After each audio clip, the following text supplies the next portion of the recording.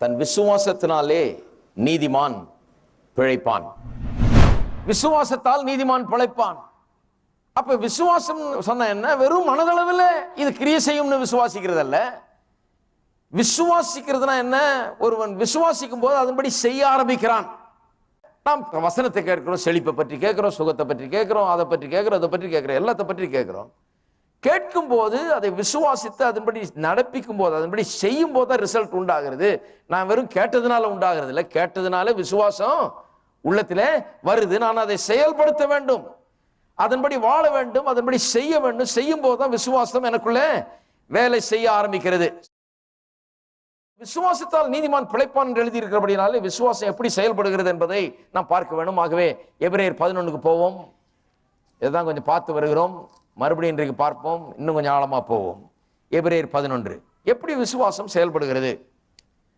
விசுவாசமானது நம்பப்படுவர்களின் உறுதியும் காணப்படாதவர்களின் நிச்சயமுமாய் இருக்கிறது.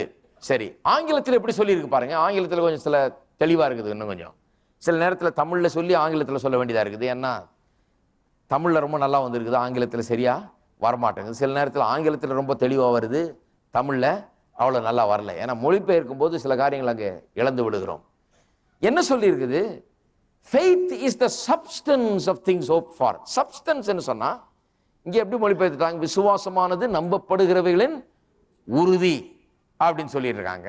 ஆங்கிலத்தில் எப்படி சொல்லியிருக்காங்க? faith is the substance. substanceனா இங்கிலீஷ் கொஞ்சம் தெரிஞ்சவங்களுக்கு கூட தெரியும். சப்ஸ்டன்ஸ்னா ஒரு வஸ்து, ஏதோ ஒரு பொருள் இல்லைங்களா?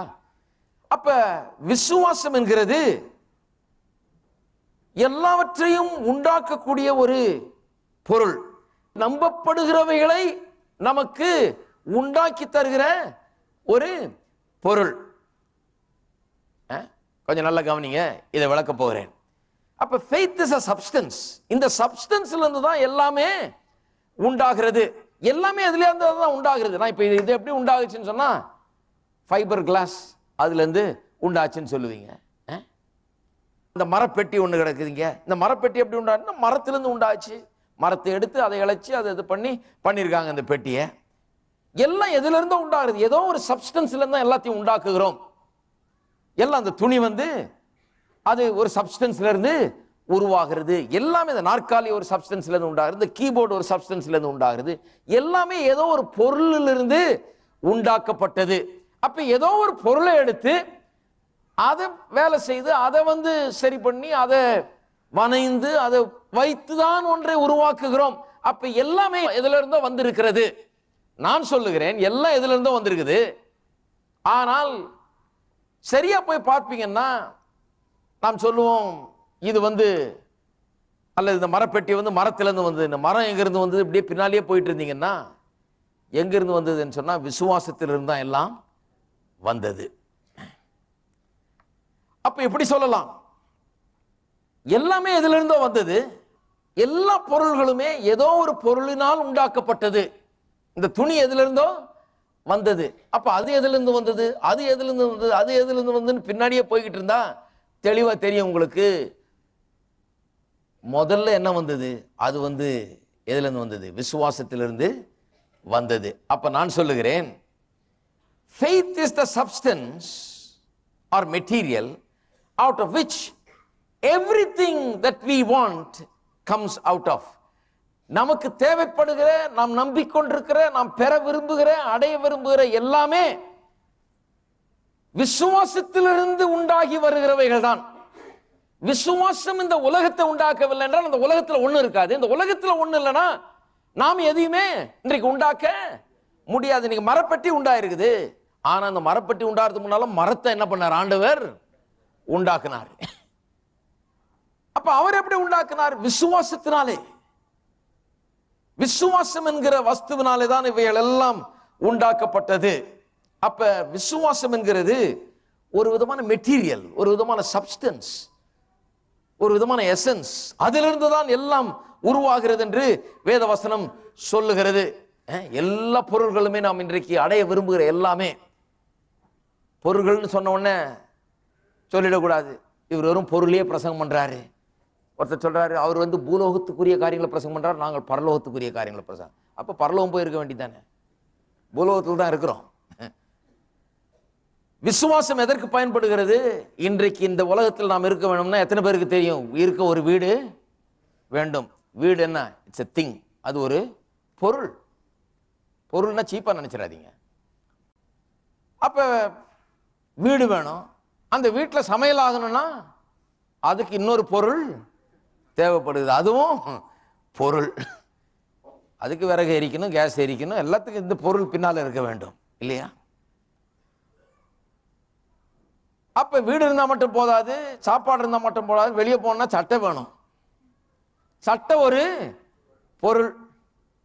எப்படி போவீங்க? அதுக்கு ஏதாவது ஒரு வாகனம் வேணும். ஒரு சைக்கிள் வேணும், மோட்டார் சைக்கிள் வேணும், கார் வேணும், ஏதாவது ஒன்று வேணும். அது ஒரு பொருள். ஒண்ணு இல்லைன்னா பஸ்ல ஏறி போறதுனால அந்த பஸ் ஒரு பொருள். அதுல ஒரு எரி பொருளை போட்டு அவன் எரித்து கொண்டிருக்கான். அதனால இந்த பொருளை கொடுத்துதான் அதுல ஏறணும். அதுல போய் அல்லேலூயா தோத்திரம்லாம் சொல்ல முடியாது. இந்த பொருளை கொடுத்தாதான் அவன் அந்த பொருள்ல ஏறி போக விடுவான். எல்லாமே பொருள்ல தான் இயங்கி கொண்டிருக்குது பாருங்க. எல்லாமே எதிலிருந்தோ உண்டாயிருக்கிறது. ஆகவே எல்லாம் எதிலிருந்தோ வந்தது.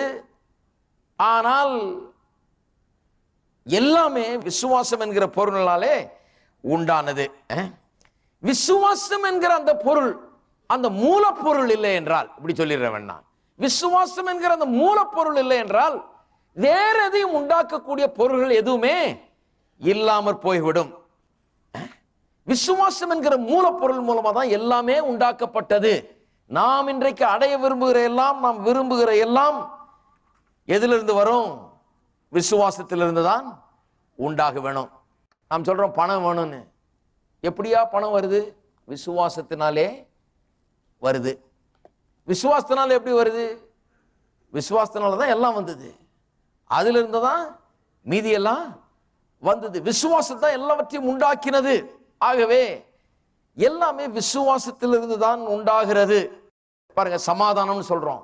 அது கூட ஒரு விதமான சப்ஸ்டன்ஸ் தான். சமாதானம்னா என்ன?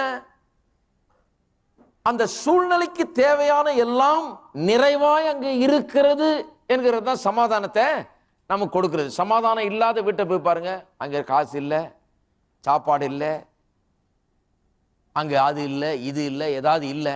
இதுல வந்த பிரச்சனை தான் சமாதானம் இல்லை. எல்லாம் நிறைவா இருந்து தேவையெல்லாம் சந்திக்கப்படும் போது, சரீர தேவைகள், மனதின் தேவைகள், உணர்ச்சிகளின் தேவைகள், ஆவிக்குரிய தேவைகள், எல்லா விதமான தேவைகளும் சந்திக்கப்படும் போது அங்க என்ன வருது? அமைதி அங்கே நிலவுகிறது. இயேசு போட்ல போயிட்டு இருக்கிறார், சீஷர்களோட படுத்து தூங்கிட்டு இருக்கிறாரு. திடீர்னு கடல் என்ன பண்ணுது? கொந்தளிக்குது. கொந்தளிக்கும் போது இயேசு எந்திரிச்சு சொல்லுகிறார், பீஸ் பீ ஸ்டில், அமைதியாயிரு, இறையாதே. நான் சொல்லுகிறேன், அங்க சமாதானம் இருந்தது. ஏன் சமாதானம் இருந்ததுன்னு சொன்னா, அவர்களுக்கு என்னவெல்லாம் தேவையோ அது இயேசுவின் வடிவில் அங்க இருந்தது. அதனால்தான் அங்க சமாதானம் இருந்தது. அப்ப உங்களுக்கு என்னவெல்லாம் தேவையோ அது எல்லாமே விசுவாசம் என்கிற அந்த மூலப்பொருளால் தான் உண்டாகிறது. என்ன தேவை அதை நீங்கள் உருவாக்க முடியும். விசுவாசம் என்கிற மூலப்பொருள். சமாதானம் முதற்கொண்டு, பணம் முதற்கொண்டு, நல்ல ஒரு திருமண வாழ்க்கை, குடும்ப வாழ்க்கை, எல்லாமே, நல்ல ஒரு வேலை, நல்ல கையின் பிரயாசங்கள், நல்ல வெற்றி, ஜெயம், நல்ல ஒரு தொழில், எல்லாவற்றையுமே எப்படி உருவாக்குகிறது? எல்லாம் எதிலிருந்து உருவானது? விசுவாசம் என்கிற மூலப்பொருள் இருந்தா உண்டானது. Faith is the substance of things hoped for. Substance of things hoped for னா, நீங்க எதையெல்லாம் அடைய வேண்டும் என்று நம்பிக்கொண்டிருக்கிறீர்களோ அதுக்கெல்லாம் மூலப்பொருள் என்ன? விசுவாசம். இந்த மூலப்பொருள் இல்லை என்றால் நீங்கள் அடைய விரும்புகிறவர்களை நீங்கள் அடைய முடியாது. எப்படி கர்த்தர் மரத்தை உண்டாக்கலன்னா மரப்பெட்டி வராதோ, அதுபோல இந்த மூலப்பொருளாகிய விசுவாசம் இல்லை என்றால் நீங்கள் அடைய விரும்புகிற எதையும் அடையவே முடியாது. அப்ப faith is a substance. faith ஒரு மூலப்பொருள் மாதிரி. நாம் என்னத்தை அடைய விரும்புகிறோமோ அதை உருவாக்கக்கூடிய மூலப்பொருள், ரா மெட்டீரியல் மாதிரி. எல்லா கம்பெனிலையும் எதையாவது செய்யறாங்க, மேனுஃபேக்சர் பண்றாங்க, அதுக்கு ஒரு ரா மெட்டீரியல் தேவைப்படுது. ஆனா அந்த ரா மெட்டீரியல் இன்னொரு மெட்டீரியல் இருந்து வருகிறது. அந்த மெட்டீரியல் பாத்தீங்கன்னா இன்னொரு மெட்டீரியல் இருந்து வருது. இது எப்படி செய்தாங்கன்னா அது இன்னொரு மெட்டீரியல் இருந்து வருது. இப்படியே வந்து தான் கடைசியில் இந்த பொருள் வருகிறது. ஆனா இப்படியே பேக்ல ட்ரேஸ் பண்ணிட்டே போய், பின்னால அப்படியே ட்ரேஸ் பண்ணிட்டே போய், இது எதுல இருந்து வந்தது, இது எதுல இருந்து வந்ததுன்னு போய்கிட்டே இருந்தீங்கன்னா கடைசியில பாத்தீங்கன்னா எது இருக்கும்? முதல்ல என்ன இருந்தது? விசுவாசம் தான் இருந்தது. விசுவாசத்திலிருந்து தான் எல்லாம் உண்டானது. சரி, இரண்டாவது காரியம் எபிரேயர் 11 முதல் காரியம் faith is a substance. faith ஒரு மூலப்பொருளை போல இருக்கிறது. இரண்டாவது, நம்பிக்கை என்பது விசுவாசம் வேலை செய்வதற்கு அவசியமான ஒன்றாக இருக்கிறது. நம்பிக்கை இல்லாமல் விசுவாசம் அங்கே இயங்கவே முடியாது. நான் ஏற்கனவே சொன்னேன், நம்பிக்கைனா விஷன், தரிசனம் என்று சொல்லலாம். எத்தனை பேருக்கு நம்பிக்கை இருக்குது வாழ்க்கையில்? இன்றைக்கு நம்பிக்கொண்டிருக்கிறீர்களா? படிக்கிறவர்கள் என்ன நம்பிக்கிட்டு இருக்கிறாங்க? நான் இந்த பிஏவை முடிப்பேன், இந்த பிஏ டிகிரியே முடிப்பேன். அல்லது பிஇ படிக்கிறவங்க என்னத்தையும் படிக்கிறாங்க, முடிப்பேன் என்ற நம்பிக்கை. யார் முடிப்பேனோ முடிக்கலையோ பார்க்கலாம், சும்மா போய்கிட்டு இருக்கிறேங்க அப்படின்னு யாரும் போறதில்லை. அப்படி போறாலும் சரிப்பட மாட்டாரு, அநேகமாக முடிக்க மாட்டாரு. முடிக்கணும்னு சொல்லி ஒரு நம்பிக்கை இருக்கு. அதனால தான் நைட்ல எல்லாம் தூங்கிட்டு இருக்கும்போது இவர் லைட்டு போட்டு படிச்சிட்டு இருக்கிறாரு. எல்லாரும் எந்திரிக்கிறதுக்கு முன்னால் இவர் எந்திரிச்சு படிச்சிட்டு இருக்கிறாரு. இரவும் பகலும் படிச்சிட்டு இருக்கிறாரு, கஷ்டப்படுறாரு. ஏன்னு சொன்னா நம்புகிற அந்த காரியத்தை அடைய வேணும் என்கிறதுல ஒரு முயற்சி, விடாமுயற்சி. இன்னைக்கு முயற்சி, நாளைக்கு முயற்சி, ஒவ்வொரு நாளும் முயற்சி. அந்த படிக்கிற இந்த 3 வருஷம் 4 வருஷம் தொடர்ந்து முயற்சியில ஈடுபட்டு கொண்டிருக்கிறார். அதை அவர் அடைய மாட்டாரா? நிச்சயமா அடைய முடியும். அப்ப நம்பிக்கை இல்லாமல் ஒன்றையும் அடையவே முடியாது. ஆகவேதான் விசுவாசம் வேலை செய்ய வேண்டும் என்று சொன்னால் நம்பிக்கை இருக்க வேண்டும். ஏன்னா நம்பிக்கை ஒரு கோல் செட்டர் மாதிரி. எல்லாருக்குமே ஒரு கோல் இருக்க வேண்டும், கோல் செட் பண்ண வேண்டும். ஒரு வீடை கட்டணும்னா ஒரு ப்ளூ பிரிண்ட் வரைகிறோம், என்னவா இருக்க போகிறது என்ற ப்ளூ பிரிண்டை முதல்ல நாம் வரைகிறோம். ஆகவே அந்த ப்ளூ பிரிண்ட் இல்லாம வீடு கட்டுறதுக்கு ஒன்றும் கிடையாது. எல்லா குளத்துக்காரனெல்லாம் கூப்பிட்டுட்டு, செங்கல் வேலை செய்யறவங்க, மர வேலை செய்யறவங்க எல்லாரையும் கூப்பிட்டுட்டு, ஒண்ணுமே ஐடியா இல்லைன்னா ஏதோ ஒன்று கட்டுங்கன்னு, எல்லாம் இருக்குதுங்க, மரம் இருக்குது, சப்ஸ்டன்ஸ் எல்லாம் இருக்குது, என்ன இருக்குது, மூலப்பொருள்கள்லாம் இருக்குது, எல்லாம் இருக்குது. என்னென்ன கட்டுறதுக்கு என்னென்ன செங்கல் வேணுமா, மணல் வேணுமா, சிமெண்ட் வேணுமா, அது வேணுமா, இரும்பு வேணுமா, எல்லாம் இருக்குது, கட்டுங்க. அப்படின்னா என்ன கட்டணும் சொல்லுங்க, வரைஞ்சு காமிங்கம்பா. முதல்ல எப்படி கட்டணும், எந்த அளவுக்கு கட்டணும், எவ்வளவு பெருசா இருக்கணும், எப்படி இருக்கணும், என்ன டிசைன்ல இருக்கணும், வரைஞ்சு காண்பீங்கன்னு சொல்லுவான். அதனாலதான் ஹோப் என்கிறது அப்படிப்பட்ட ஒன்று. என்ன வேணும் என்கிறதை குறித்த ஒரு திட்டவட்டமான எதிர்பார்ப்பு. அப்ப ப்ளூ பிரிண்ட் இல்லைன்னா ஒரு வீட்டை கட்டுவது முடியாது. ஆனா ப்ளூ பிரிண்ட் இருந்து சப்ஸ்டன்ஸ் இல்லைன்னா, செங்கலும் மணலும் சிமெண்ட்டும் இல்லைன்னா, இரும்பும் இல்லைன்னா வீட்டை கட்ட முடியாது. அது ஃபெய்த், அது சப்ஸ்டன்ஸ். நல்லா கவனிக்க வேண்டும். அப்ப ஹோப் இருக்கணும். ஹோப் இருந்தாதான் இந்த சப்ஸ்டன்ஸை எடுத்து ஏதாவது ஒன்று கட்ட முடியும். ஹோப் இருந்தாதான் அந்த மூலப்பொருளை எடுத்து, தரிசனம் இருந்தாதான் அந்த மூலப்பொருளை அதுக்காக உபயோகப்படுத்த முடியும். இந்த செங்கல் சிமெண்ட் எல்லாம் எடுத்து எதை நாம் விரும்புகிறோமோ, எதுக்காக வரைபடம் வரைஞ்சிருக்கிறோமோ அந்த டிசைன் படி கட்டலாம். ஆகவே இந்த ப்ளூ பிரிண்ட் இருக்க வேண்டும், வரைபடம் இருக்க வேண்டும். வெறும் வரைபடம் இருந்து அப்புறம் விசுவாசம் இல்லைன்னா ஒண்ணுமே கட்ட முடியாது. அநேகர் இன்றைக்கு அப்படி இருக்கிறாங்க. நிறைய பேருக்கு வரைபடம் இருக்குது, ஆனா விசுவாசம் இல்லை.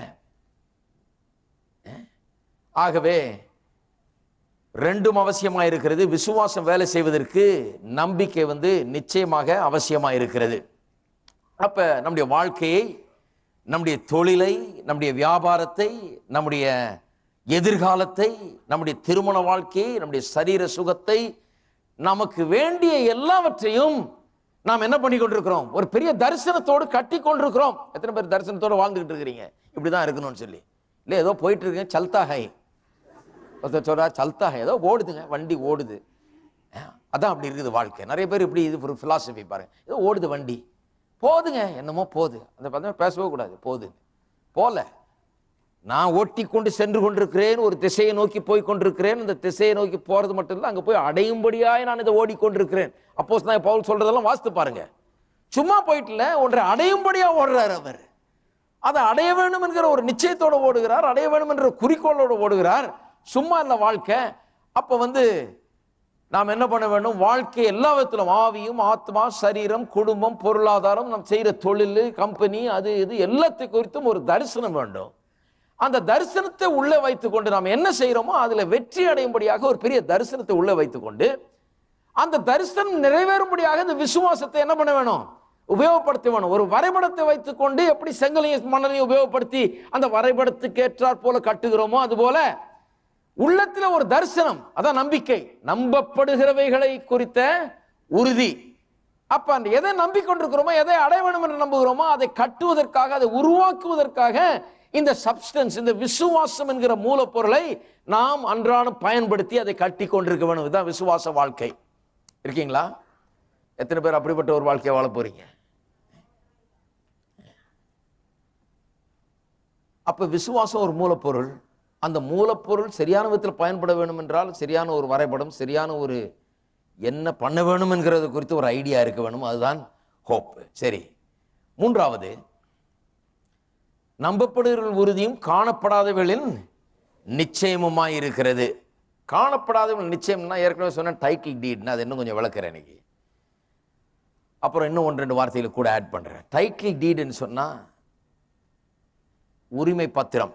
இது என்னுடைய பேரில் இருக்குதுன்றதுக்கு உரிமை பத்திரம், டைட்டில் டீட். கான்ஃபர்மேஷன்.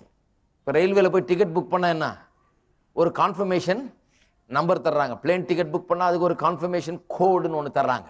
அந்த கான்ஃபர்மேஷன் கோடு இருந்த போதும் கோடை சொன்னோடனே அடித்தானா எல்லாம் வந்துடும். இப்போ பேரு எல்லாம் வந்துடும். என்னைக்கு போகிறீங்க, எதுக்கு போகிறீங்க, எல்லாம் இந்த ஊருக்கு போகிறீங்க, என்ன மாதிரி டிக்கெட் வாங்கியிருக்கீங்க, எல்லா விவரமும் அந்த ஒரு கோடு அடித்த உடனே எல்லாம் தெரிஞ்சிடும்.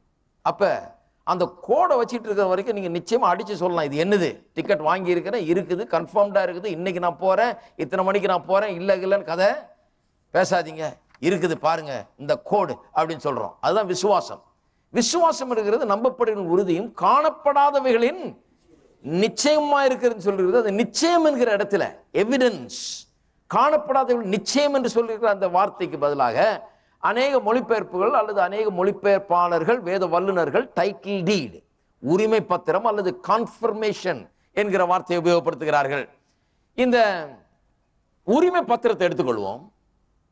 நான் சொன்னேன் இல்லையா, உரிமை பத்திரம்னு சொன்னா நம்ம இந்த நிலம் எனக்கு சொந்தம் என்கிற உரிமை பத்திரம். அந்த உரிமை பத்திரம் இருக்குதுன்னு சொன்னா அதுக்கு பின்னால் ஏதோ ஒரு நிலம் இருக்கணும், அப்பதான் அதுக்கு உரிமை பத்திரம் இருக்க முடியும். நிலம் இல்லாமல் சும்மா உரிமை பத்திரம் இல்லை. ஏதாவது ஒரு பத்திரத்தை வச்சுக்கிட்டு இதுக்கு நிலம் இருக்கான்னு கேட்டால் இல்லை, இது வெறும் பத்திரம்னு சொல்லக்கூடாது. அந்த பத்திரத்தை ஏன் பத்திரமா வைக்கிறோம்? அதுல ஒரு நிலமே அடங்கி இருக்கிறது. ஒரு நிலம் இருந்தால் தான் அதுக்கு உரிமை பத்திரம் இருக்கிறது. நிலம் இல்லாம உரிமை பத்திரம் இருக்க முடியாது. அப்ப உரிமை பத்திரம் இருக்குதுன்னு சொன்னா அது மேலால நிலம் எங்கேயோ இருக்குதுன்னு அர்த்தம். ஒருவேளை நீங்க பார்த்து கூட இல்லாம இருக்கலாம், ஆனா இந்த உரிமை பத்திரத்தை ரொம்ப என்ன பண்ணணும், பத்திரப்படுத்த வேண்டும். ஏனென்று சொன்னால் ஏதோ விலையுர்ந்த ஒரு பொருள் உங்களுக்கு சொந்தமா இருக்கிறது, அதுக்கு தான் உரிமை பத்திரம் எழுதி உங்களுக்கு உரிமை பத்திரம் கொடுக்கப்பட்டிருக்கிறது. அப்ப தேவன் மூலமா உங்களுக்கு உண்டாயிருக்கிற எல்லாம், உங்களுடைய நல்வாழ்வு எல்லாம், உங்களுடைய சுகம் எல்லாம், உங்களுடைய ஆரோக்கியம் எல்லாம், உங்களுடைய செழிப்பெல்லாம், இந்த வாழ்க்கையில நீங்கள் பெற வேண்டிய சகல நன்மைகளுக்கு எல்லாவற்றிற்கும் விசுவாசம் என்கிறது ஒரு உரிமை பத்திரம் போல இருக்கிறது. ஆகவேதான் அந்த உரிமை பத்திரத்தை தொலைச்சிடக்கூடாது, இதை விட்டுறக்கூடாது.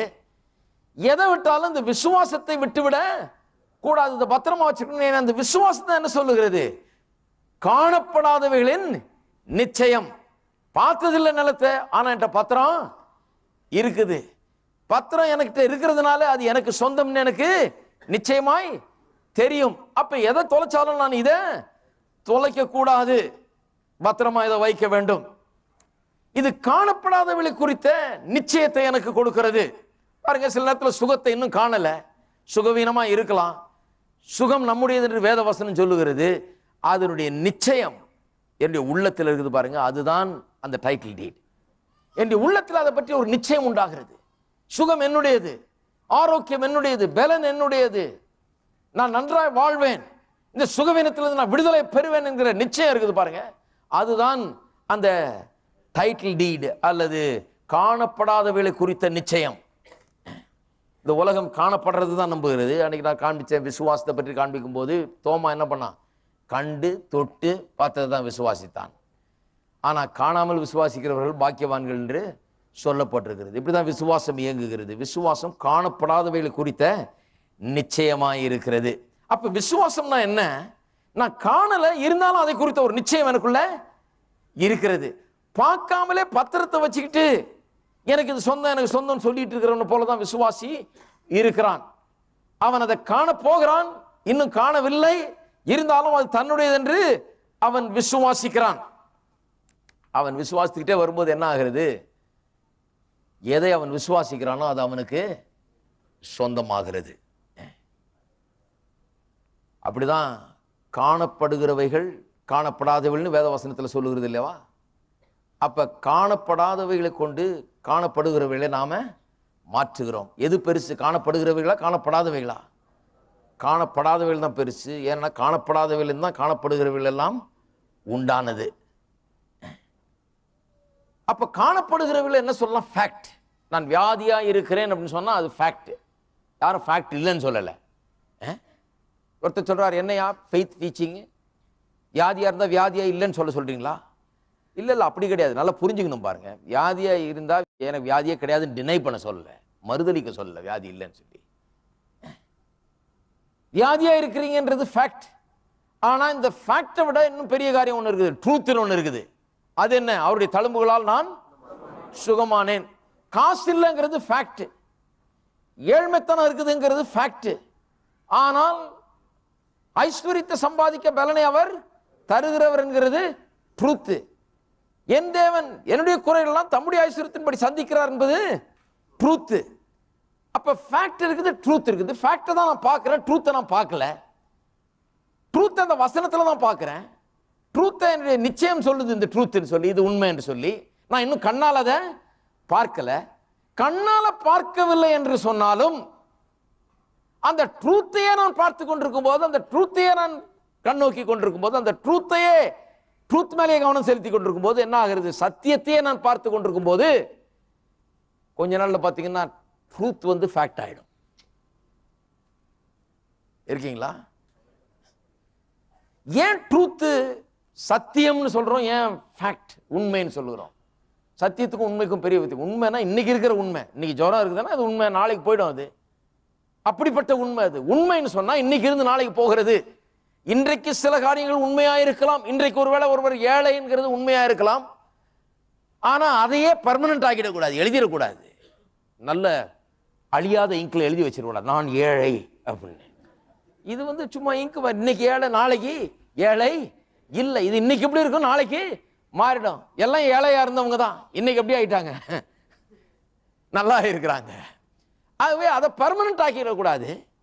அப்ப ஏழை என்கிறது ஃபேக்ட், நான் ஐஸ்வர்யவான் என்கிறது ட்ரூத். கர்த்தர் மெய்ப்பரா இருக்கிறார், நான் தாழ்ச்சி அடையேன் என்கிறது ட்ரூத், சத்தியம். எனக்கு இன்னைக்கு காசு இல்லை அப்படிங்கிறது ஃபேக்ட். இன்னைக்கு ரெண்ட் கொடுக்கறது கூட காசு இல்லை அப்படிங்கிறது சிலருடைய ஃபேக்டா இருக்குது. ஆனால் அவர்களுக்கு குறைவில்லை என்கிறது தேவனுடைய வார்த்தையின் சத்தியமாய் இருக்கிறது.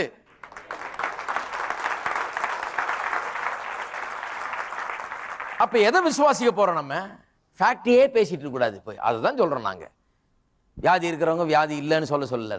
நாங்க என்ன சொல்றோம்? ஆமாமா அது உண்மைன்னு தெரியுது, உள்ளங்கால் வரைக்கும் ஏதாவது பிரச்சனை இருக்குதுன்னு தெரியும். ஆனா அதை போய் ஊரெல்லாம் சொல்லிட்டு ஃபேக்ட் தான் பிரதர், ஃபேக்ட் தான் பிரதர், இதுதான் ஃபேக்ட்டுங்க, இதுதான் ஃபேக்ட்டுங்கன்னு சொல்லிட்டு இருக்காங்க. ட்ரூத் என்ன? எது சத்தியம்? ஃபேக்ட் இப்படி இருக்க, சத்தியம் எப்படி இருக்குது? இப்படி சொல்லுகிறது.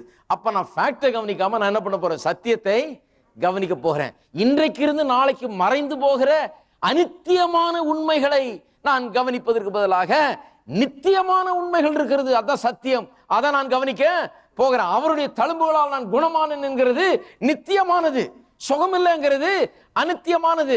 டாக்டர் ரிப்போர்ட் சொல்லுகிற இந்த உண்மை என்பது இன்றைக்கு இருக்கிற அநித்தியமான உண்மை, நாளைக்கு மறைஞ்சு போகலாம் அது. ஆனால் வேதம் சொல்லுகிறது அவருடைய தழும்புகளால் நான் குணமானேன் என்று, அது நித்தியமான உண்மைகள். இருக்கீங்களா? அப்ப ட்ரூத்தை கொண்டு ஃபேக்டை மாத்தணும். ட்ரூத் ஃபேக்ட் ஆகிற வரைக்கும் விடக்கூடாது.